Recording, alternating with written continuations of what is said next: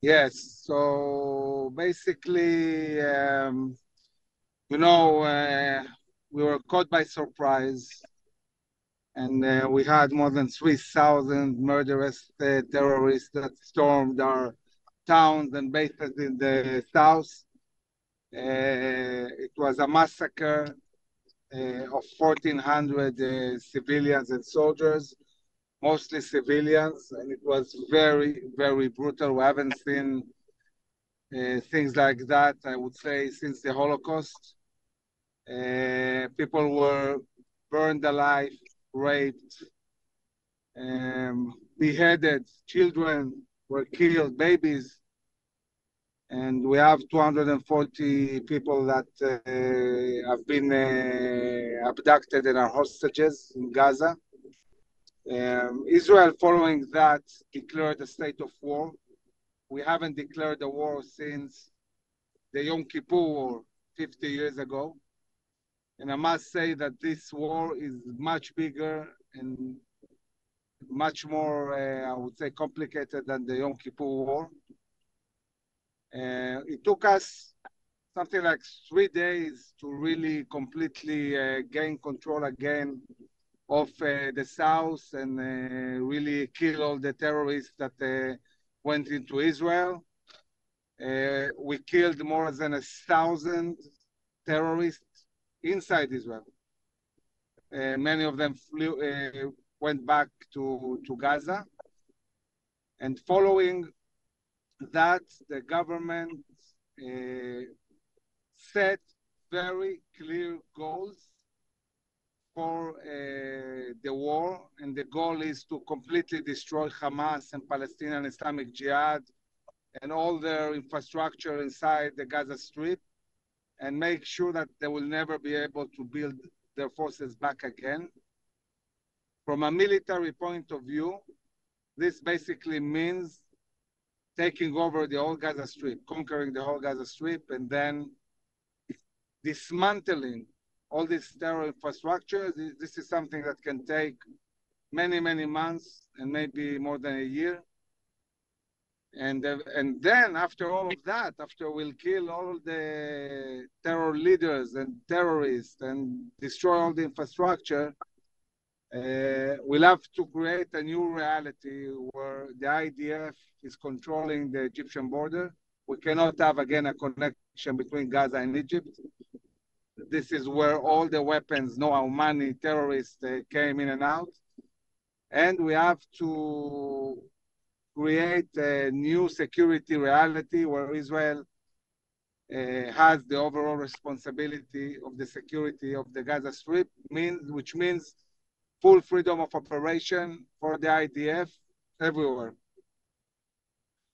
This is what's going to happen now. So we are focusing now on really getting control of all this area in the north. And we are in the process. It's a whole city. It takes some time to deal with this, but eventually we'll hold all of the north of Gaza, and this won't be the end. It's just the beginning. After we finish with that, we're going to attack the central and southern part of Gaza, and eventually the whole Gaza will destroy every single terrorist that is inside Gaza, and by the way, also the leadership outside Gaza. Nobody will be spared. We are not going to forget what they did. And we're going to really destroy Hamas organization and Palestinian Islamic Jihad completely. We cannot destroy ideology or idea. We can destroy infrastructure. And most of the weapons are coming through the Sinai Peninsula into Gaza. They're getting them mostly from Iran. They're smuggling the weapons from Iran to the Sinai Peninsula and from there into Gaza. And this is why we need to control this border. We cannot have a reality where endless amount of weapons are coming in from the Middle East through the Sinai Peninsula into the Gaza Strip. Well, for a long time in the past, Putin had good relations with Israel. Unfortunately, this changed a lot since the Ukrainian war, and Putin has built an alliance with Iran. This is bad news. It's bad news. This alliance, this Russian-Iranian alliance, is very bad news for the Middle East and for Israel. Look, I think that what we are witnessing is not a local war between Israel and Hamas. It's a regional and global war. It's a war between the West, Western values, Judeo-Christian values, and between a front that is a Russian-Iranian front backed up by the Chinese economy that has emerged. We're talking about very radical elements. All this Shia axis led by Iran. Iran is a global threat. And I think there is a growing understanding in the West that there is a need to deal with Iran and its proxies. And I'm hoping that after we win decisively against Hamas, there will be a coalition that will deal with Iran and the proxies like Hezbollah and the Houthis in Yemen. It's going to be a long war. Even just talking about Gaza, it's going to take many, many months and maybe more.